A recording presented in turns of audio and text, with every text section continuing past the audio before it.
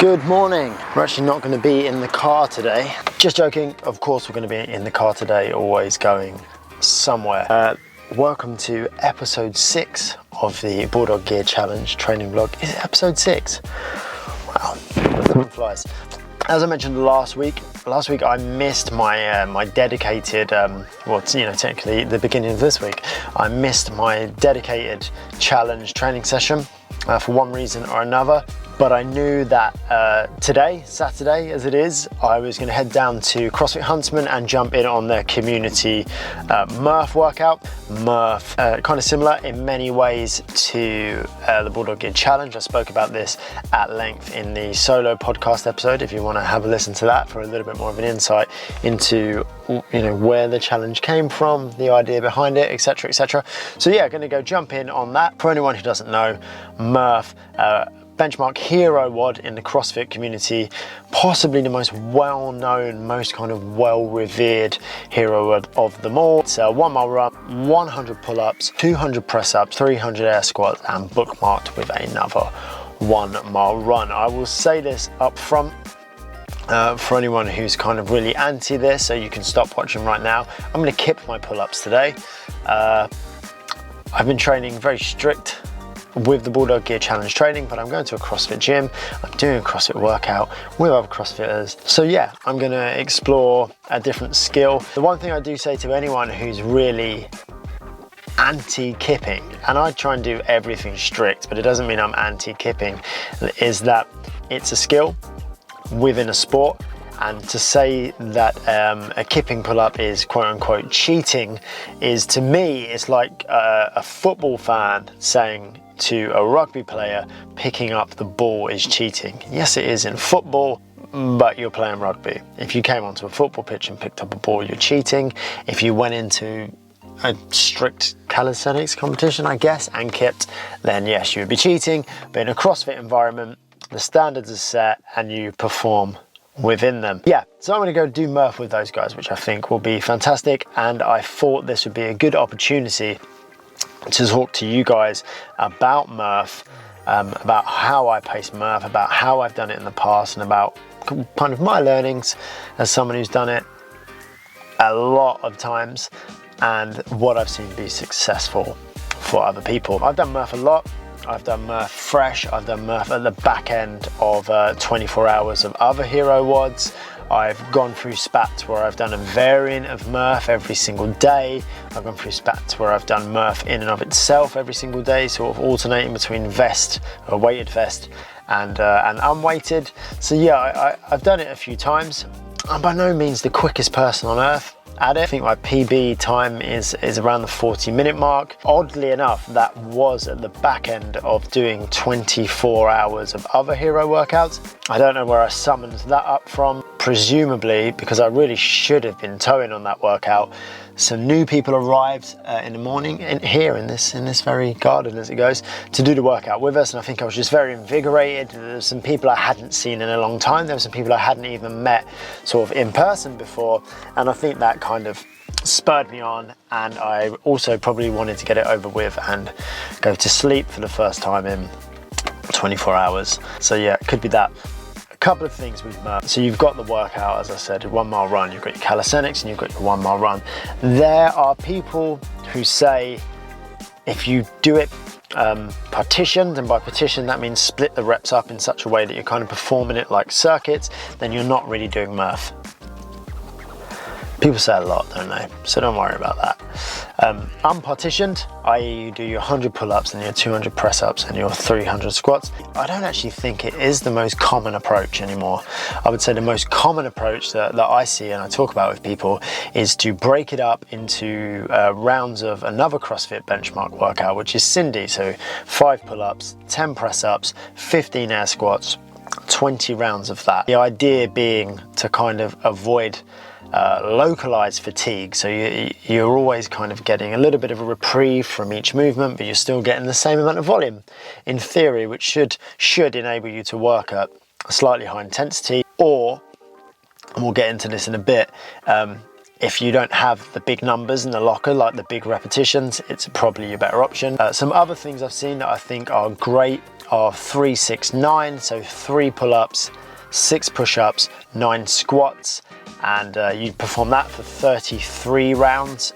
I think by and large of these things, there's some sort of physiological considerations, which we'll talk about next, but I think there's a large element of psychological considerations. Do you handle the idea of, oh God, I've got to do 33 rounds very well? Is that something that would, you know, sort of flare up your anxiety and have you thinking like, oh my God, that's so much work to get through? Or conversely, are you someone that sees that 3, 6, 9 as such a small, manageable number? You're like, oh, I can get through that 33 times, that's no problem. So I think those are the main considerations when looking at how am I going to sort of break this workout up. You could even do, and I've seen people do this 1, 2, 3. You do 1 pull-up, 2 push-ups, 3 squats. Now bear in mind, you're going to do 100 rounds of this, but you're probably going to steer very clear of failure, but you are adding in a lot of sort of transition times, a lot of standing up, a lot of jumping onto the bar that you're not going to get if you do it in slightly larger sets. So that's another way of doing it, which I think is pretty good, pretty sound. 3, 6, 9, 5, 10, 15 rounds of Cindy. Today, I am not going to go unpartitioned. I've been doing a ton of unpartitioned training, obviously, for the Bulldog Gear Challenge, and I fancy trying something different today, just as a little experiment, something I was discussing with someone about a month ago, which is to tackle it as 5, your 5 pull-ups, your 10 press-ups, another 5 pull-ups, another 10 press-ups, and then just breathe your way through 30 air squats, letting the kind of the smaller muscles of your back and your chest and your arms and shoulders recover, while the bigger muscles of your legs chomp through those 30 air squats and potentially even breathe your way through it, get your heart rate back down. So I'm going to try and do that. I'm also going to start a running clock when I get in from the run, and I'm going to aim to do the 5-10, 5-10 on the minute, and then on the next minute do the 30 squats, but almost take that entire minute, like really take my time on those squats just to breathe my way through them. In theory, that should only take me 20 minutes on the nose, and I could push the last couple of rounds depending on where I'm at. So that's the theory. We'll see what happens. I'll see you at the end and we'll see what happens. In terms of whether or not you should do unpartition, whether or not you should break it up into Cindy or whatever it might be, the consideration other than the kind of what doesn't get into your head as much is what your kind of rep capacity is. And what I mean by that is, if you can only do 5 pull-ups unbroken, I would consider not doing pull-ups. I would consider scaling that back to ring rows or something like that. If you can do 10 pull-ups and you're going to attempt unpartitioned, you've got to think about where that red line is. That kind of red line where you kind of hit it and you're at the top end of your capacity. And with a big muscle group, like the muscles in your back and arms that work to do those pull-ups, if you bounce off that red line too early and you hit muscular failure, it could take a long time to come back. And in a workout like Murph, where you've got 100 pull-ups, and it's the same for the push-ups, maybe less so for the squats. If you've got 100 or 200 reps to get through, you hit failure and you can't do any more, like you can't do a single for a bit, you're going to be staring at that bar for a long time, and you might not even be gassed, your heart rate might not even be up, but you've hit that red line and now you need to recover. So I would say, and this is by no means, there's no sort of scientific method that's gone into this, this is just anecdotal, this is just from watching other people, this is from coaching, and this is from doing it myself. If you've got 15 plus unbroken kipping or strict or whatever you're going to do pull-ups, then unpartitioned is probably a very viable option. Anything less than that, anything less than sort of 12, 10, you know, if 10 reps is a real struggle for you, maybe consider partitioning and just hitting those 5s and avoiding failure at least for like the first 10, 11, 12 rounds. That would be my advice to you. If you've got less than that 3, 6, 9 could work. But I would also say, let's look at what the intention of this workout is. How long should this workout be? What movements would I need to do within that to come in at that time and to hit that stimulus? And it's exactly the same as I said about the Bulldog Gear Challenge. And again, listen to the podcast so I go into a little bit more detail.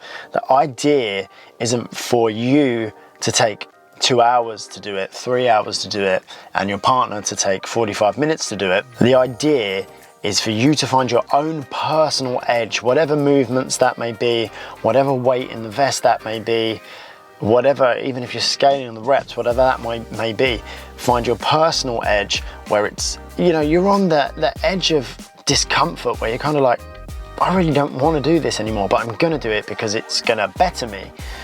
That's what you need to find. Find the movements that would allow you to complete it within a good, respectable time frame.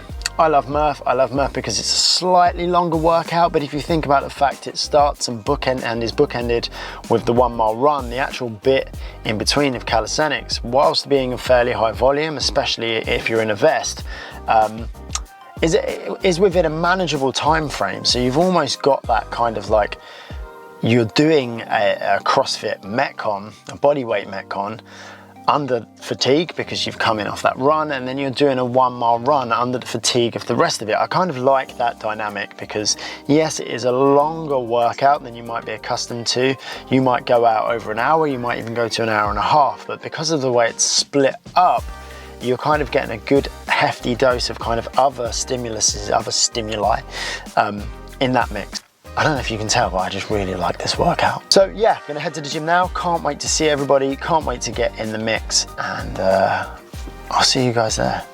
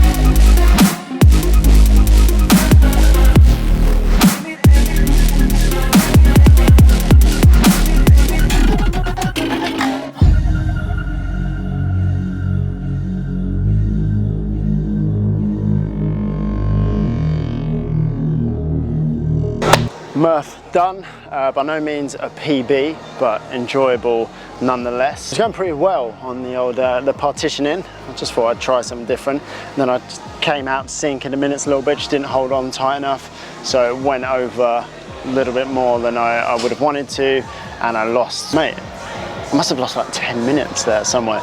Anyway, doesn't matter, good fun was had. A couple of guys absolutely smashed that. Luke, man, that was fast. Very fast. Last run actually felt surprisingly tough, but there you go. It was great to be working out in a big community environment like this. It does really push you to go a little bit harder, makes you a little bit more kind of accountable, but you do also draw on that energy of everyone else being there. As much as I do talk about having the ability to push yourself and being able to do things on your own and in your own environment, there is still something great about digging in and enjoying that sort of team environment. WT is about to put the burgers on now. Anything to get out of Murph, eh, mate? Anything. Yeah, thank you very much, CrossFit Huntsman. Good fun, always a good workout. See you next time.